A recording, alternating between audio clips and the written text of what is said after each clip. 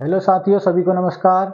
आज एक बार फिर हम भारत के भूगोल की कक्षा को आगे बढ़ाते हुए महत्वपूर्ण टॉपिक जो हमारा चल रहा था भारत की नदियों के बारे में जानेंगे। तो आइए स्टार्ट करते हैं आज की क्लास। तो पिछली कक्षा में हम पढ़ रहे थे उत्तर भारत की नदियां, ठीक है ना। तो लिखना हेडिंग उत्तर भारत की नदियां। एक क्लास हम नदियों पर पढ़ चुके हैं, ये दूसरी क्लास है, ठीक है।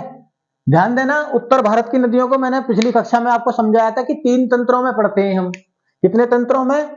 3 तंत्रों में डिवाइड करके हम इसको पढ़ते हैं, जिसमें एक तंत्र था सिंधु नदी तंत्र, सिंधु नदी तंत्र। दूसरा था गंगा नदी तंत्र, नदी तंत्र। और तीसरा ब्रह्मपुत्र नदी तंत्र, ब्रह्मपुत्र नदी तंत्र, ठीक है। पिछली कक्षा में हम सिंधु नदी और उसकी सहायक नदी सबकी चर्चा कर चुके हैं, ठीक है ना। अर्थात हम ये वाले पार्ट को कवर कर चुके हैं, ठीक है ना, सिंधु नदी तंत्र को। आज का जो हमारा टॉपिक रहेगा वो देखेंगे हम गंगा नदी तंत्र और ब्रह्मपुत्र नदी तंत्र के बारे में, ठीक है। तो सबसे पहले गंगा नदी तंत्र को समझने से पहले हम समझेंगे, तो आज का पहला हेडिंग लिखना, गंगा नदी तंत्र। गंगा नदी तंत्र। तो गंगा और उसकी सहायक नदियों के तंत्र को, जाल को क्या बोलते हैं? गंगा नदी तंत्र। तो लिख सकते हैं गंगा व उसकी सहायक नदियां, नदियों के जाल को क्या कहा जाता है? गंगा नदी तंत्र, गंगा नदी तंत्र कहा जाता है, ठीक है। ये पॉइंट क्लियर हुआ। देखो, इसमें हम जानेंगे अलकनंदा, मंदाकिनी, भागीरथी, गंगा, यमुना और भी इनकी सहायक नदियां हैं, इन सभी के बारे में जानेंगे। तो गंगा नदी तंत्र को समझने से पहले हमें 2 नदियों के बारे में जानना, मुख्य रूप से अलकनंदा और भागीरथी। क्योंकि गंगा की उत्पत्ति कैसे होती है, कहां से गंगा बनती है, कहां से इसका नाम गंगा पड़ता है, वो तभी क्लियर होगा, ठीक है। तो पहला लिखना एक पॉइंट, आप पहली नदी लिखना जो हम पढ़ेंगे इसमें। तो आप लिख सकते हो, पहले हम जानेंगे मंदाकिनी नदी के बारे में, मंदाकिनी नदी, ठीक है ना। फिर हम जानेंगे अलकनंदा और भागीरथी के बारे में। तो एक फ्लो चार्ट बनाता हूं मैं, आप पहले इसको देखना, ठीक है ना। देखो, एक मुख्य नदी है अलकनंदा, ठीक है। ये एक अलकनंदा है उत्तराखंड में, हम बात करेंगे उत्तराखंड में, ठीक है। तो उत्तराखंड राज्य में एक मुख्य नदी है अलकनंदा, अलकनंदा, ठीक है ना। जो किससे होकर आती है? जो एक बद्रीनाथ धाम है, ठीक है ना, बद्रीनाथ। तो एक क्वेश्चन तो यही आपका डाउट क्लियर कि बद्रीनाथ कौन सी नदी के तट पर है? तो अलकनंदा, ठीक है। इसी में ये नदी पंचप्रयाग बनाती है। क्या बनाती है? पंचप्रयाग। तो अलकनंदा में कुछ नदियां आके मिलती हैं, जैसे इसमें एक नदी आके मिलती है इधर से, विष्णु गंगा या धौली गंगा, ठीक है, इधर से मिलेगी। एक नदी नंदाकिनी और एक नदी इसमें मिलती है आकर पिंडर, ठीक है। तो इन तीनों नदियों के नाम लिखेंगे हम। ये नदी है पिंडर, सॉरी, धौली गंगा या विष्णु गंगा। ये नदी कौन सी है? नदियों को रेड से दर्शा देता हूं मैं, ठीक है।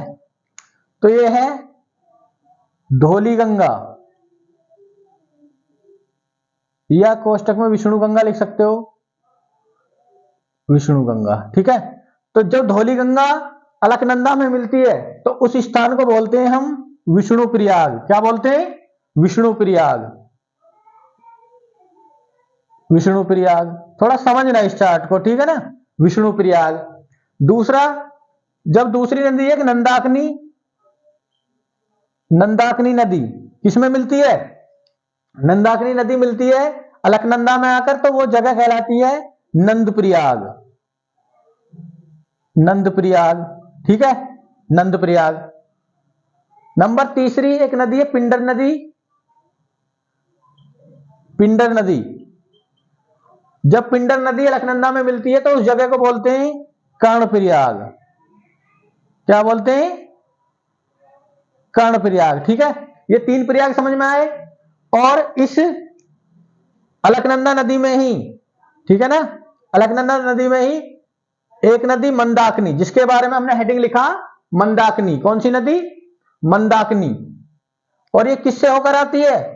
ये केदारनाथ धाम, जो शिव धाम है, केदारनाथ से होकर आती है। केदारनाथ, तो ये पर्वत कौन सा है? केदारनाथ। ठीक है, ये शिव धाम है। केदारनाथ क्या है? शिव धाम। और बद्रीनाथ क्या है? विष्णु धाम। ये विष्णु भगवान को समर्पित है। ठीक है ना, तो ये भी पॉइंट याद रखना। तो मंदाकिनी नदी जहां पर अलकनंदा में मिलती है, ठीक है ना, उस स्थान को बोला जाता है रुद्रप्रयाग। रुद्रप्रयाग। ठीक है, याद रखना, जब 2013 में बादल फटने की घटना हुई थी, बाढ़ आ गई थी, तो वो इसी नदी में आई थी, मंदाकिनी नदी में। ऐसे याद रख सकते हैं, मंदाकिनी में कंफ्यूज नहीं करना। याद भी कैसे रह जाएगा? रुद्र मतलब शिव का खतरनाक वाला रूप है, भगवान शिव का रुद्र। तो मंदाकिनी नदी में ही आई थी बाढ़। ठीक है ना, तो ये वाली नदी कौन सी है? मंदाकिनी। मंदाकिनी। ठीक है, क्लियर सभी को? जो केदारनाथ से होकर आती है। और एक नदी, ठीक है ना, एक नदी ये है भागीरथी। भागीरथी। ठीक है, और ये जहां पर मिलती है वहां पर बनता है देवप्रयाग। ठीक है ना, कौन सा प्रयाग? देवप्रयाग। यहां पर रुद्रप्रयाग है, ये ब्लैक से लिख देता हूं, और यहां पर देवप्रयाग। ठीक है ना, इस देवप्रयाग से ही जब हम पढ़ेंगे आगे गंगा नदी, तो यहीं से भागीरथी और अलकनंदा का जो संगम है देवप्रयाग, यहीं से कौन सी नदी? गंगा नदी। यहीं से इस नदी का नाम पड़ेगा गंगा नदी। ठीक है ना, तो इनको ध्यान से समझना है, एक एक पॉइंट को, और 5 प्रयागों को भी। ठीक है ना, 5 प्रयागों को भी। तो अलकनंदा इनमें मुख्य नदी है। ठीक है, जिसमें धौली गंगा मिलती है तो विष्णु प्रयाग, नंदाकिनी मिलती है तो नंद प्रयाग, पिंडर मिलती है तो कर्ण प्रयाग, और इधर से कौन सी? मंदाकिनी नदी तो रुद्रप्रयाग, भागीरथी नदी तो देवप्रयाग। तो ये 5 प्रयाग बनते हैं। गंगा नाम कहां से पड़ता है? देवप्रयाग से। ठीक है, अभी हम आगे जानेंगे। तो पहले हम देखेंगे मंदाकिनी नदी के बारे में जो फैक्ट बनते हैं। मंदाकिनी नदी कहां पर है? उत्तराखंड। ठीक है ना, कहां बहती है? उत्तराखंड। पहला पॉइंट तो ये याद रखना। दूसरा रखना है कहां से निकलती है, उद्गम कहां है इसका? तो मंदाकिनी नदी का उद्गम है, उद्गम चोबाबारी। चोबाबारी ये ग्लेशियर है, चोबाबारी ग्लेशियर। ग्लेशियर उत्तराखंड। उत्तराखंड। ठीक है, इसके बारे में जो दूसरा पॉइंट जानना है मंदाकिनी नदी के बारे में, इसका संगम कहां है? तो संगम है इसका रुद्रप्रयाग। ठीक है ना, संगम रुद्रप्रयाग, यानी अलकनंदा नदी बोल सकते हो। अलकनंदा नदी में, नदी में क्या बनाती है ये?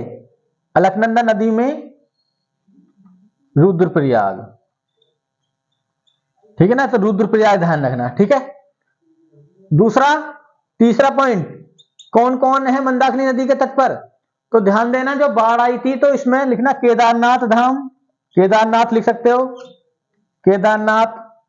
और लिख सकते हो इसी में, केदारनाथ इसी के तट पर है। और एक है हेमकुंड साहिब। हेमकुंड साहिब या जोशीमठ। हेमकुंड साहिब, साहिब या जोशीमठ, ये जोशीमठ में पड़ता। तो कौन सी नदी के तट पर है? ये मंदाकिनी नदी। या पहले इसमें वही लिखना, आप जो थोड़ा कंफ्यूजन है, केदारनाथ लिख लेना। ठीक है, केदारनाथ मंदाकिनी नदी के तट पर ही है। मंदाकिनी नदी के तट पर है, तट पर है। ठीक है ना, केदारनाथ क्या है? शिवधाम। शिवधाम। ठीक है, तो इनमें एक नदी आपको क्लियर हुई, मंदाकिनी।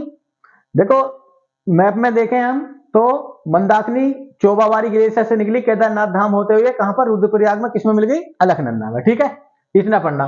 मंदाकिनी नदी के जल को श्वेत जल बोला जाता है, ये फैक्ट भी पूछ लिया जाता, तो इसको भी नोट कर लेना। मंदाकिनी मंदाकिनी नदी के जल को क्या कहा जाता है, श्वेत जल, श्वेत जल कहा जाता है। तो ये पॉइंट आप याद रखना, ठीक है ना, किसके बारे में, मंदाकिनी नदी के बारे में। इसको नोट करें, फिर हम जानेंगे अगली नदी भागीरथी नदी के बारे में या अलकनंदा के बारे में। नोट करें इसको पहले। दूसरी नदी जो इंपॉर्टेंट है, एग्जाम में पूछी जाती है, यहां से अलकनंदा, ठीक है ना, अलकनंदा, अलकनंदा, ठीक है, अलकनंदा। तो अलकनंदा ये वाली है मुख्य नदी। तो उद्गम स्थल क्या है इसका, सबसे पहले उद्गम कहां से निकलती है, उद्गम तो ये निकलती है सतोपत ग्लेशियर से। कौन से ग्लेशियर, सतोपत ग्लेशियर, कहां पर, उत्तराखंड में, उत्तराखंड, ठीक है ना। दूसरी इसकी विशेषता याद रखना, दूसरी कि ये बद्रीनाथ धाम इसी पर है, बद्रीनाथ धाम जो विष्णु धाम है, विष्णु धाम अलकनंदा नदी के तट पर है, अलकनंदा नदी के तट पर है, तट पर है, ठीक है। तीसरा पॉइंट जो इसमें याद रखना है आपको, वो याद रखना कि अलकनंदा पंचप्रयाग बनाती है। क्या बनाती है, पंचप्रयाग। तो लिखना नेक्स्ट, विभिन्न नदियों के साथ मिलकर पंचप्रयाग बनाती है,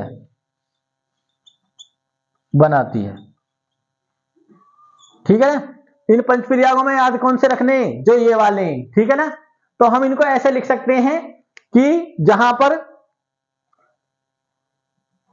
पहला लिख सकते हैं आप, ये विष्णु प्रयाग, पहला प्रयाग कौन सा, विष्णु प्रयाग। और ये कब बनता विष्णु प्रयाग, जब दो नदी मिलती हैं जिसमें अलकनंदा, अलकनंदा सभी के साथ रहेगी, अलकनंदा प्लस कौन सी, विष्णु या धौली गंगा, विष्णु गंगा या धौली गंगा, ठीक है, क्लियर है। नेक्स्ट लिखना दूसरा, नंदप्रयाग, नंदप्रयाग। और नंदप्रयाग कैसे बनेगा, जब अलकनंदा में कौन सी मिलेगी, नंदाकिनी, अलकनंदा प्लस नंदाकिनी, ठीक है। ये मिलाने को आ जाते हैं ये, ठीक है ना, तो इनको याद करना सभी को। तीसरा जो इसमें हम देखेंगे, कर्णप्रयाग, तीसरा प्रयाग कर्णप्रयाग। कर्णप्रयाग में कौन सी मिलेगी, अलकनंदा से, मैप में देख सकते हो कौन सी मिल रही है, पिंडर नदी। तो अलकनंदा प्लस ये अलकनंदा प्लस पिंडर नदी, पिंडर सही लिख रहा था, पिंडर नदी, ठीक है। और नंबर 4 इसी में याद रखना है, 4 प्रयाग, रुद्रप्रयाग, रुद्रप्रयाग। रुद्रप्रयाग में कौन सी मिलती है अलकनंदा में आके, मंदाकिनी, रुद्र, ये अलकनंदा प्लस, देखो ध्यान देना, अलकनंदा मुख्य नदी है, सभी में है, सब इसमें आकर ही मिल रही है, मंदाकिनी, ठीक है, मंदाकिनी नदी। और नंबर 5 में जो पंचप्रयाग है, ये बहुत ज्यादा इंपॉर्टेंट है, सिंगल भी पूछ लिया जाता है एग्जाम में, देवप्रयाग, देवप्रयाग, ठीक है। और यहां पर कौन सी, अलकनंदा प्लस भागीरथी, बहुत महत्वपूर्ण जानकारी है, ठीक है। और यहीं से इनकी दोनों धाराओं का नाम क्या पड़ता, यहीं से गंगा, जो गंगा नदी पड़ते हैं ना, यहीं से गंगा नदी पड़ता, देवप्रयाग से इन दोनों धाराओं का नाम, ठीक है। तो ये थी कौन सी नदी? अलकनंदा, जो याद रखनी है, सतोपत ग्लेशियर से निकलती है उत्तराखंड में। बद्रीनाथ धाम इसी के तट पर है। विभिन्न नदियों के साथ मिलकर पंचप्रयाग बनाती है। विष्णु प्रयाग, नंद प्रयाग, कर्ण प्रयाग, रुद्र प्रयाग, देव प्रयाग, ठीक है ना। धौली गंगा, नंदाकिनी, पिंडर नदी, मंदाकिनी और भागीरथी, ठीक है। तो ये सब मैप में देखते जाना और यहां से क्लियर करना अलकनंदा के बारे में, ठीक है ना। नेक्स्ट लिखना, इसको नोट करें पहले, फिर हम देखेंगे भागीरथी नदी।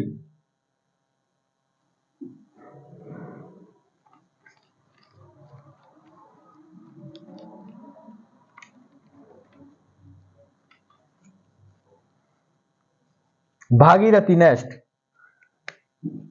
नंबर तीसरी भागीरथी, भागीरथी नदी, ठीक है।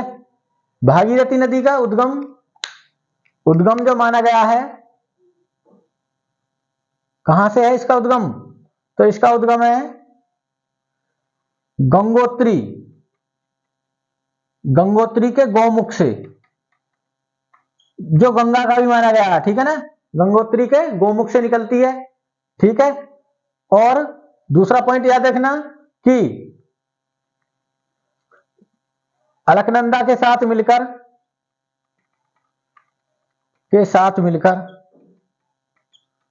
क्या बनाती है? मिलकर देवप्रयाग बनाती है, देवप्रयाग बनाती है, ठीक है। देवप्रयाग बनाती है, ठीक है, यहां तक क्लियर। तो एक नोट पॉइंट करके लिख लेना, अलकनंदा और भागीरथी नदी को भारत की सास बहु नदियों के नाम से जाना जाता है। तो लिख सकते हैं अलकनंदा, अलकनंदा और भागीरथी, भागीरथी नदियों को भारत की क्या कहा जाता? सास बहु नदियां,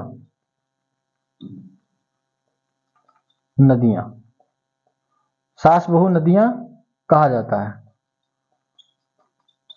ठीक है ना। देखो, जो भारत का सबसे ऊंचा बांध है टिहरी बांध, वो भागीरथी और एक नदी इसमें मिलती है भिलंगना, भिलंगाना, इन्हीं के उस पर है टिहरी बांध, जो सबसे ऊंचा बांध है, ठीक है ना। तो ये भी लिख सकते हो, भारत का सबसे ऊंचा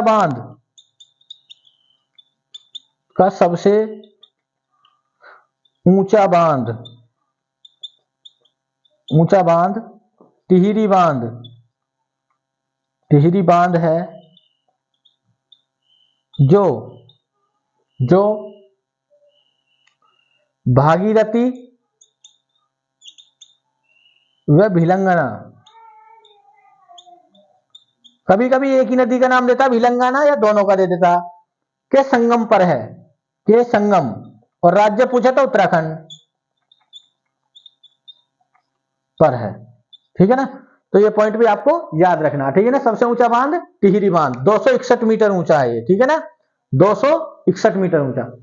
तो ये हमने जाना किसके बारे में? हमने जाना मंदाकिनी, अलकनंदा और भागीरथी के बारे में। अब हम यहीं से, क्योंकि अलकनंदा और भागीरथी के मिलने से किस नदी, देवप्रयाग से किस नदी के नाम से जाना जाएगा? ऐसा गंगा नदी।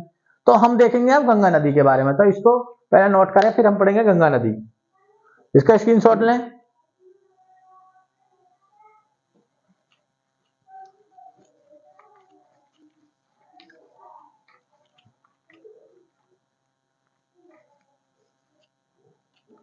तो अब हम आए मुख्य नदी पर, ठीक है ना, गंगा नदी पर।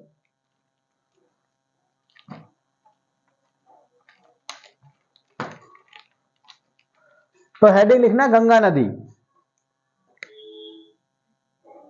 गंगा नदी, गंगा नदी, ठीक है। देखो, पहले एक रफली मैप देखते हैं भारत का, ठीक है, उसमें देखेंगे गंगा नदी। एक रफली मैप बनाते हैं इंडिया का।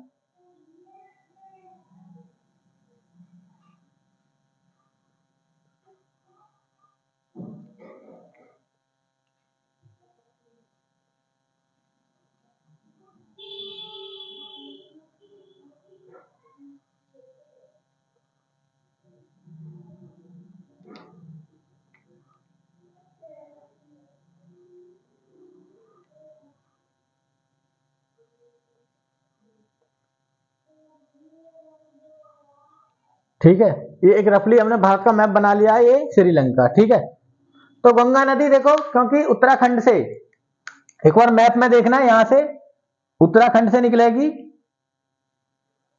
उत्तराखंड से, और ये यूपी होती हुई, बिहार होती हुई, फिर हल्का सा झारखंड को टच करती हुई, फिर कहां पहुंच जाएगी, बंगाल की खाड़ी में। ठीक है ना, तो ये गंगा नदी है। ठीक है, तो इसके बारे में जानेंगे, आइए पॉइंट गंगा नदी के बारे में। पहला, इसका उद्गम कहां से माना जाता, जो भागीरथी का, ठीक है ना, ये भागीरथी का ही रूप माना जाता है। तो कहां से निकलती है, उत्तराखंड में, उत्तराखंड में। पहला पॉइंट, उत्तराखंड में गंगोत्री ग्लेशियर के गोमुख से निकलती है। कहां से, गोमुख, गोमुख से निकलती है। पहला पॉइंट आपको ये याद रखना है। ठीक है, गोमुख से निकलती है। दूसरा पॉइंट इसी में जो याद रखना आपको, कि भारत की सबसे लंबी नदी है। दूसरा पॉइंट, भारत की सबसे लंबी नदी है, लंबी नदी है। ठीक है ना, और लंबी नदी है जिसकी लंबाई कितनी है, 25 किलोमीटर। ठीक है, ये पॉइंट याद रखना। तीसरा पॉइंट याद रखना है कि 2008 में गंगा नदी को भारत की राष्ट्रीय नदी घोषित किया गया, भारत की राष्ट्रीय नदी का दर्जा, नदी। ठीक है, चौथा पॉइंट जो इसके बारे में याद रखना, 2009 में गंगा में मिलने वाली डॉल्फिन जो स्तनधारी है, गंगा में मिलने वाली डॉल्फिन, मछली नहीं है, जीव है, और स्तनधारी वर्ग में आता, मैमल्स में। डॉल्फिन यानी स्तनधारी है या मैमल है। ठीक है ना, बच्चे देती है। स्तनधारी को भारत का राष्ट्रीय जलीय जीव घोषित किया गया। ठीक है ना, इसको, डॉल्फिन को स्थानीय भाषा में सूस भी कहा जाता है। ठीक है ना, ये पॉइंट याद रखना किसके बारे में, गंगा नदी के बारे में। अब देखो, पूछ ले था किन किन राज्यों से होकर बहती है, तो पहला पॉइंट याद रखना कि उत्तराखंड, ठीक है ना, तो 5 राज्यों से होकर बहती है। कितने, 5 राज्यों से। ठीक है ना, जिसमें उत्तराखंड,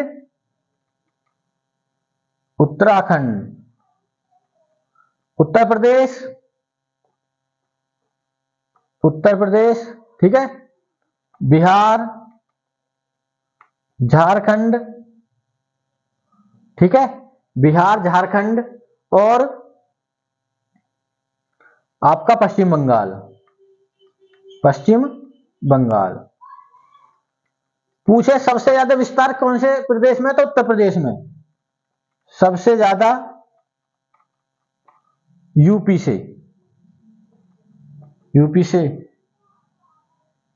होकर बहती है। ठीक है ना, देखो, गंगा नदी 5 राज्यों से होकर बहती है, तो वो है गंगा नदी किन राज्यों से होकर बहती है। एक क्वेश्चन है, गंगा नदी का बेसिन कितने राज्यों में, तो बेसिन का मतलब हो होता कि जब हम देखेंगे इसकी सहायक नदियां, यमुना में मिलेंगी आके, चंबल, सिंध, कैन, बेतवा। ठीक है, तो सभी नदियों का जो जाल हो जाता है, जिस भी तरीके से गंगा में पानी आ रहा है, जहां से भी, जिस भी स्रोत से, तो उसके गंगा नदी बेसिन में आएगा। तो गंगा नदी का बेसिन, तो गंगा नदी बेसिन में कौन कौन से राज्य शामिल है, 5 तो ऊपर वाले ही, 5 तो ऊपर वाले। ठीक है ना, बार बार नहीं लिख रहा मैं, यानी वो वाले राज्य। ठीक है, उत्तराखंड, उत्तर प्रदेश, बिहार, इसके अलावा वाले, और इसके अलावा है आपका हिमाचल दिल्ली, ठीक है ना, हरियाणा, राजस्थान और मध्य प्रदेश। तो ये कितने हो गए? 2 2 4 1 5, ठीक है ना। तो ये इसका बेसिन है, ठीक है ना, किसका? हिमाचल प्रदेश से भी और हरियाणा से भी, ठीक है ना, हरियाणा भी आ गया, राजस्थान, मध्य प्रदेश, दिल्ली, ठीक है। तो ये क्या है इसके? बेसिन, हिमाचल। तो बेसिन में ये वाले राज्य शामिल है। अब देखो ध्यान देना, अब क्वेश्चन पूछा जाता है कि गंगा नदी को बांग्लादेश में किस नाम से जाना जाता है। तो ध्यान देना, जब ये पश्चिम बंगाल में पहुंचती है, यहां पे ध्यान देना, तो इसकी एक शाखा फरक्का स्थान पर, उसका नाम क्या है? फरक्का। ये जगह का नाम है फरक्का, वेस्ट बंगाल में है ये। तो ये मुख्य शाखा जो चली जाती है बांग्लादेश में, तो इसको बोलते हैं पद्मा। क्या बोलते हैं? पद्मा। और एक शाखा इधर को मुड़ जाती है, जिसको बोलते हैं हुगली नदी। तो हुगली गंगा की एक वितरणिका, डिस्ट्रीब्यूटरी है। तो हुगली वो गंगा की ही एक शाखा है, हुगली, ठीक है ना। और हुगली की एक सहायक है दामोदर, प्रमुख नदी दामोदर, ठीक है। तो पहले इतना समझना है, ये पॉइंट लिख रहा हूं मैं। पश्चिम बंगाल के फरक्का में, यहां एक बांध है फरक्का, फरक्का में यह 2 शाखाओं में बट जाती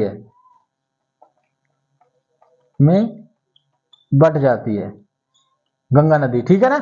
तो हम इसको ऐसे दिखा सकते हैं, यहां पर ये गंगा आ रही है, 2 शाखाओं के नाम लिख सकते हो। मुख्य धारा पहले लिख सकते हो पद्मा, पहला पद्मा जो मुख्य धारा, और दूसरा हुगली जो गंगा की क्या है? वितरणिका, ये डिस्ट्रीब्यूटरी, गंगा की वितरणिका या डिस्ट्रीब्यूटरी, ठीक है ना, वितरणिका है, याद रख लेना, डिस्ट्रीब्यूटरी, ठीक है। तो क्वेश्चन आता है कि बांग्लादेश में गंगा को क्या कहा जाता है? पद्मा। तो लिख लेना, पूछा जाता है बांग्लादेश में, जब ये बांग्लादेश में जाती है, बांग्लादेश में गंगा को क्या कहा जाता है? पद्मा, पद्मा कहा जाता है, ठीक है। पहले इतना याद रखना। फिर देखो ध्यान देंगे, एक नदी यहां से आती है ब्रह्मपुत्र, तिब्बत की मानसरोवर झील से, और अरुणाचल प्रदेश, असम होती हुई यहां पर मिलती है। तो इसको बांग्लादेश में ब्रह्मपुत्र को कहा जाता है जमुना। तो जब जमुना यानी ब्रह्मपुत्र से मिलती है तो पद्मा कहलाती है, और पद्मा फिर बाद में यहां पर एक मिलती है मेघना, और ये ब्रह्मपुत्र या जमुना, इसको जमुना बोलते हैं ब्रह्मपुत्र को बांग्लादेश में। तो इससे मिलती है, फिर ये दुनिया के सबसे बड़े डेल्टा का निर्माण करती है। गंगा ब्रह्मपुत्र का डेल्टा दुनिया का सबसे बड़ा डेल्टा, ठीक है ना। तो पहले इसको नोट करें, फिर आगे लिखेंगे हम पद्मा से आगे, नोट करें इसके बारे में।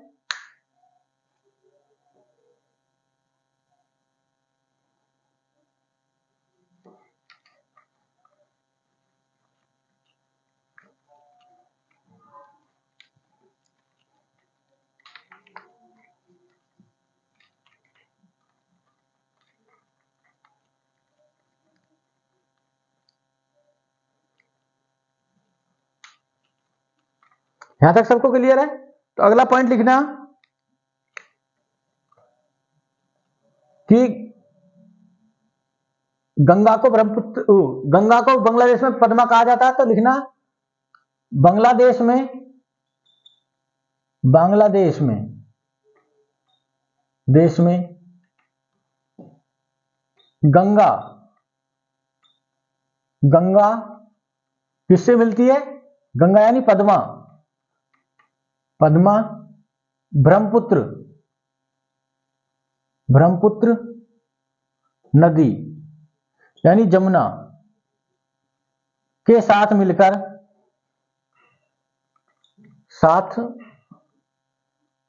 मिलती है, ठीक है ना। और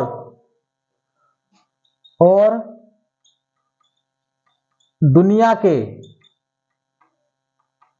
सबसे बड़े डेल्टा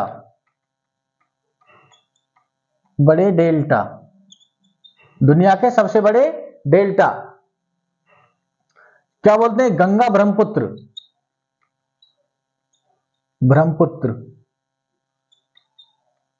के डेल्टा का निर्माण करती है, ठीक है ना। तो तुमसे कोई पूछे कि दुनिया का सबसे बड़ा डेल्टा गंगा ब्रह्मपुत्र का डेल्टा, ठीक है ना। इसे सुंदरबन का डेल्टा भी कहा जाता, सुंदरबन का डेल्टा भी कहा जाता है, इसे सुंदरबन का डेल्टा भी कहा जाता है, ठीक है। क्यों कहा जाता है सुंदरबन का, क्योंकि यहां पर सुंदरी नामक वृक्ष पाए जाते हैं, क्योंकि यहां पर सुंदरी नामक वृक्ष पाए जाते हैं, ठीक है ना, पाए जाते हैं। एक नोट पॉइंट लिखना, जब गंगा और ब्रह्मपुत्र मिल जाती हैं तो एक नदी मेघना से भी मिलती है, ठीक है ना। गंगा ब्रह्मपुत्र नदियां मिलने के बाद मेघना नदी से भी मिलती हैं, मेघना नदी से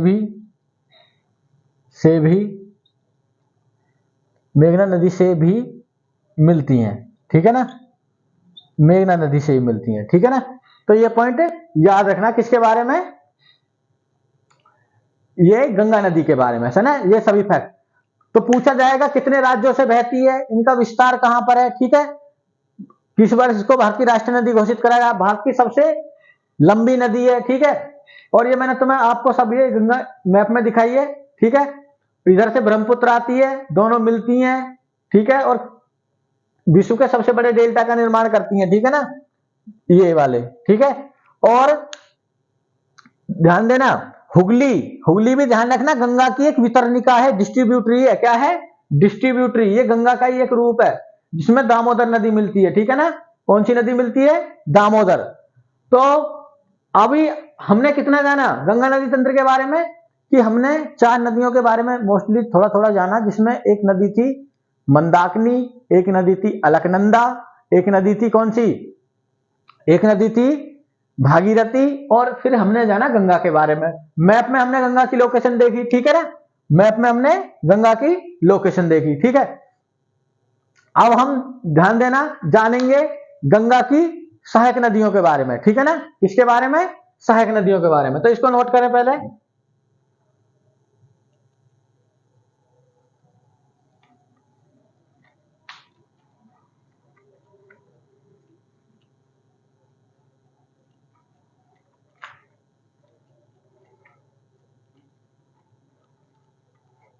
तो हेडिंग लिखना गंगा की सहायक नदी, ठीक है, गंगा की सहायक नदी। तो देखो ये दिखाई दे रहा, इस गंगा नदी को हम अब इधर की तरफ दिखाई देते हैं, ठीक है, क्योंकि वहां पर क्या होगा, डिस्टरबेंस होगा, ये नदी, ठीक है। तो सहायक नदी में पहले दाईं ओर से मिलने वाली और फिर बाईं ओर से मिलने वाली, ठीक है, इनके बारे में जानेंगे। तो एक नदी देखो गंगा में मिलती है, रामगंगा, ठीक है। एक नदी मिलती है गोमती,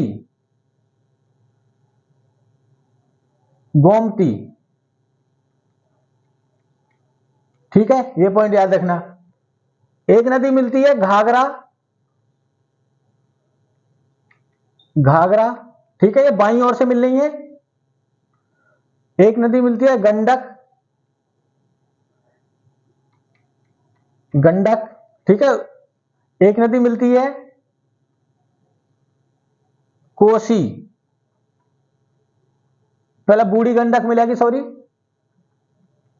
बूढ़ी गंडक, एक नदी मिलती है कोसी, कोसी, ठीक है। और आगे एक नदी मिलती है महानंदा, महानंदा, ठीक है।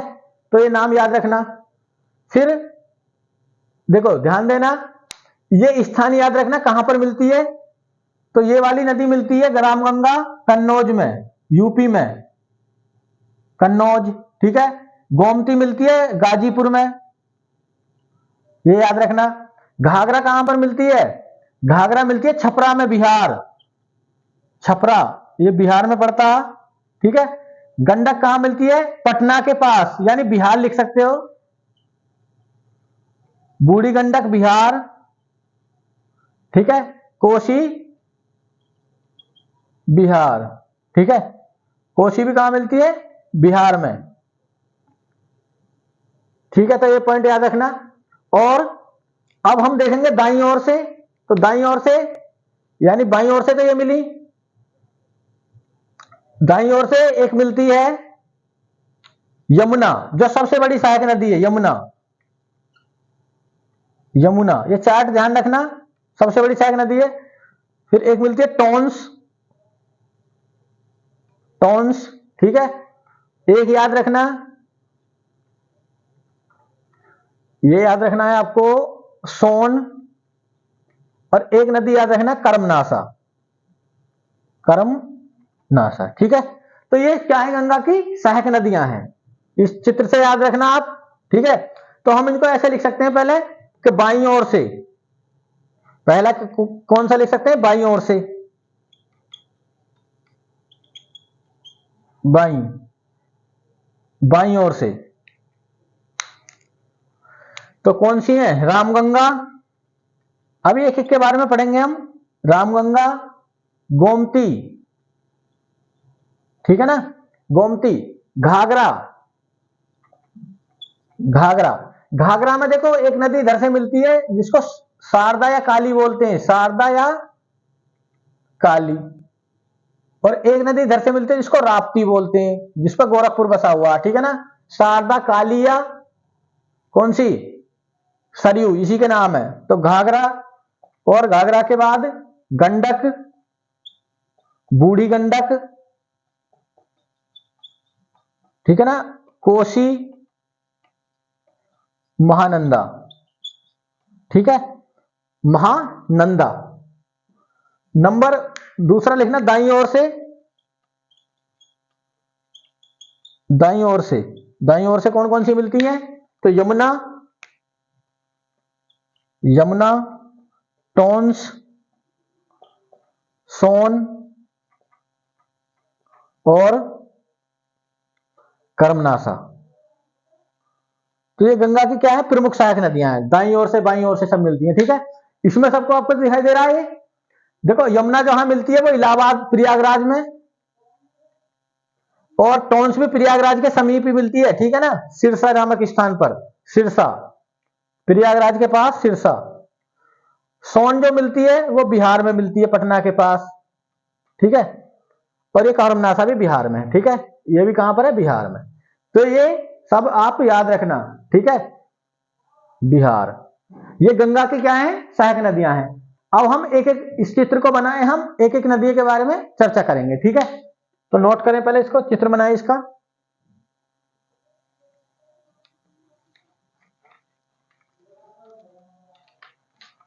अब देखो हम देखेंगे इसमें एक एक नदी के बारे में, ठीक है। सबसे पहले हम कौन सी नदी के बारे में देखेंगे, तो सबसे पहले देखेंगे हम रामगंगा, रामगंगा नदी, ठीक है ना। वही पॉइंट, उद्गम कहां से निकलती है, उत्तराखंड में, खंड में, पौड़ी गढ़वाल, पौड़ी गढ़वाल, पौड़ी गढ़वाल के दूधा टोली से, दूधा टोली से निकलती है, याद रखना है, कहां से निकलती है, दूधा टोली से, दूसरा पॉइंट इसमें रामगंगा के बारे में, ये जिम कॉर्बेट राष्ट्रीय पार्क से होकर बहती है। जिम कॉर्बेट जो पहला राष्ट्रीय पार्क था, जिम कॉर्बेट राष्ट्रीय पार्क से होकर बहती है, होकर बहती है। ठीक है। तीसरा पॉइंट याद रखना कि इसका मार्ग अनिश्चित है। ठीक है ना, मार्ग बदलती है, इसलिए इसका सिंचाई के लिए उपयोग नहीं होता। इसका पानी सिंचाई के लिए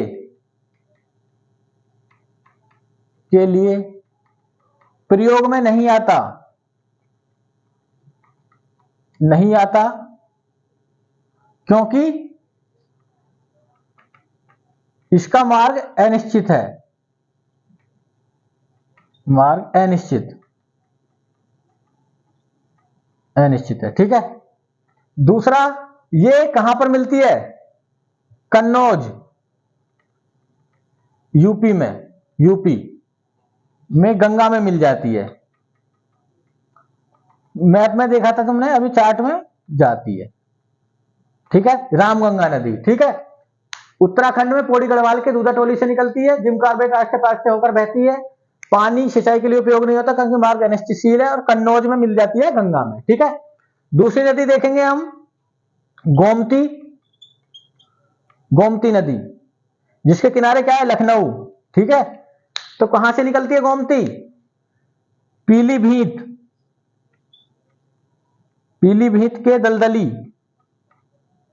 दलदली क्षेत्र। और कौन सी झील है? फुलहर झील, या इसी को गोमत ताल बोलते हैं। गोमत ताल से निकलती है, ठीक ना, गोमत ताल से। ठीक है। गोमत ताल से निकलती है। दूसरा पॉइंट याद रखना कि लखनऊ इसी के किनारे है, लखनऊ शहर। ठीक है ना, इसी के किनारे बसा हुआ है। और नेक्स्ट याद रखना, गाजीपुर में किससे मिल जाती है? गाजीपुर में गंगा से। ठीक है ना, गाजीपुर यूपी में है ये। तो ये याद रखना, दो सहायक नदी समझ में आई, रामगंगा और गोमती। ठीक है ना। नेक्स्ट इसको नोट करें, फिर हम तीसरी देखेंगे।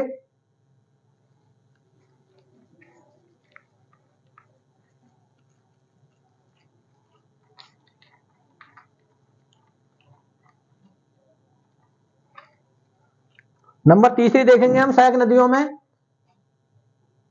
घाघरा। ठीक है। घाघरा कहां से निकलती है?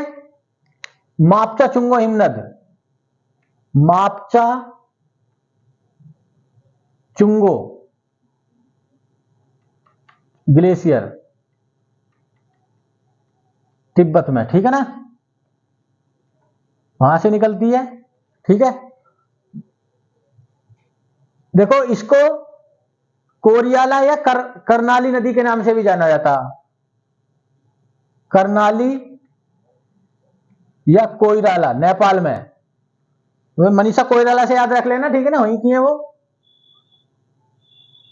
कोइराला नदी के नाम से भी जाना जाता है। ठीक है। और तीसरा पॉइंट याद रखना,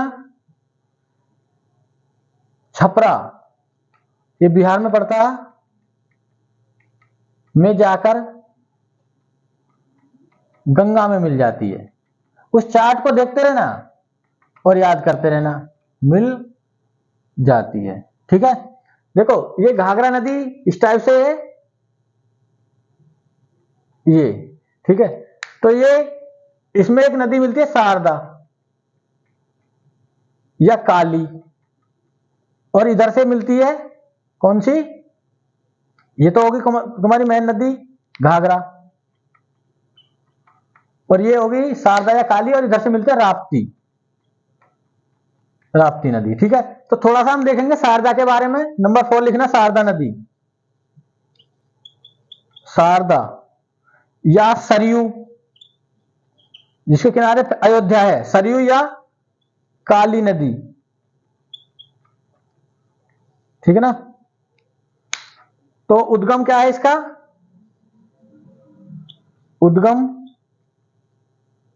उद्गम है इसका मिलाम हिमनद, मिलाम ग्लेशियर, ठीक है। और ये नेपाल के क्षेत्र से निकलती है, ठीक है ना। और संगम कहां है? संगम बाराबंकी,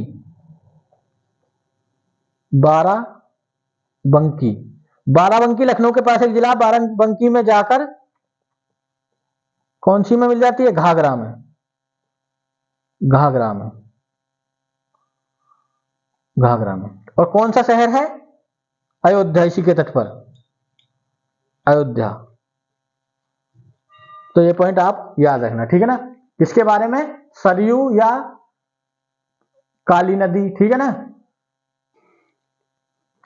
अगले लिखना नेक्स्ट सहायक नदी, इस पर हम चर्चा करेंगे। लिख सकते हो नंबर 5 गंडक, गंडक, ठीक है ना, गंडक। तो सबसे पहले उद्गम कहां है इसका? मुस्ट्रोंग हिमनद, मुस्ट्रोंग ग्लेशियर, नेपाल में, ठीक है ना, वहां से निकलती है। दूसरा पॉइंट याद रखना, कहां पर मिलती है? कि बिहार में जाकर गंगा में मिल जाती है, गंगा में मिल जाती है, ठीक है ना। पर्वतीय नाम है इसका, वो अलग है, और मैदानी नाम अलग है, मैदानी नाम, ठीक है ना। तो पर्वतीय नाम है इसका शालिग्राम, क्योंकि इसमें बड़े बड़े पत्थर मिलते हैं शालिग्राम नाम के। और मैदानी नाम है इसका नारायणी, नारायणी, ठीक है। और ये भी पॉइंट आप याद रखना, ठीक है, गंडक के बारे में। नंबर 6 देखेंगे हम, कोसी नदी, ठीक है। ध्यान देना, कोसी नदी का उद्गम पूछा जाए तो गोसाईथान चोटी है, गोसाईथान चोटी नेपाल में। और बिहार में जाकर किसमें मिलती है? बिहार में जाकर गंगा में मिल जाती है, ठीक है। देखो, ये अपने मार्ग बदलने के कारण प्रसिद्ध है, थे ना, मार्ग बदलने, वे बाढ़ आने के लिए प्रसिद्ध, आने के लिए प्रसिद्ध है, प्रसिद्ध है, ठीक है ना। ये याद रखना, इसकी मुख्य धारा, जो मुख्य धारा है इसकी, वो है अरुण, अरुण या पंगचू।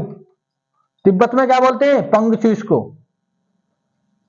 तिब्बत में। तो किस नदी की मुख्य धारा अरुण है या पंगचू है? तो कोसी की, ठीक है ना, पंगचू। मार्ग बदलने के लिए प्रसिद्ध है, इसलिए इसको क्या बोलते हैं? बिहार का शोक। क्या बोलते हैं? बिहार का शोक। तो बिहार का शोक कौन है? कोसी नदी, ठीक है ना। कौन सी नदी? कोसी, कोसी, कोसी नदी, ठीक है। देखो, कुछ शोक याद रख लेना, जैसे बंगाल का शोक, बंगाल का शोक कौन सी नदी है? दामोदर। कौन सी नदी? दामोदर, ठीक है। नेक्स्ट याद रखना, उड़ीसा का शोक, उड़ीसा का शोक कौन सी नदी है? उड़ीसा का शोक ब्रह्मणी नदी, ब्रह्मणी नदी। एक याद रख लेना, असम का शोक, असम का शोक, जो असम में बाढ़ आती है, तो कौन सी है? ब्रह्मपुत्र। तो ये सब याद कर लेना, ठीक है ना, अभी ब्रह्मपुत्र पढ़ाई जाएगी, ठीक है। तो इसको याद करना आप अच्छे से, ठीक है। तो क्लियर है सबको यहां तक? ठीक है, नोट करें इसको। देखो, ध्यान देना, गंडक और कोसी, ठीक है। अब याद रखना, आज की क्लास को हम थोड़ा यहीं पर समाप्त करेंगे, ठीक है, क्लास लंबी हो जाएगी नहीं तो। फिर हम अगली क्लास में देखेंगे गंगा की जो नदियां कहां से मिलती हैं, दाईं तरफ से, उनकी चर्चा करेंगे। और फिर हम देखेंगे ब्रह्मपुत्र नदी के बारे में, ठीक है ना। तो आज को केवल इतना ही नोट करना, बाकी क्लास अगली क्लास में होगी, ठीक है। सभी को धन्यवाद।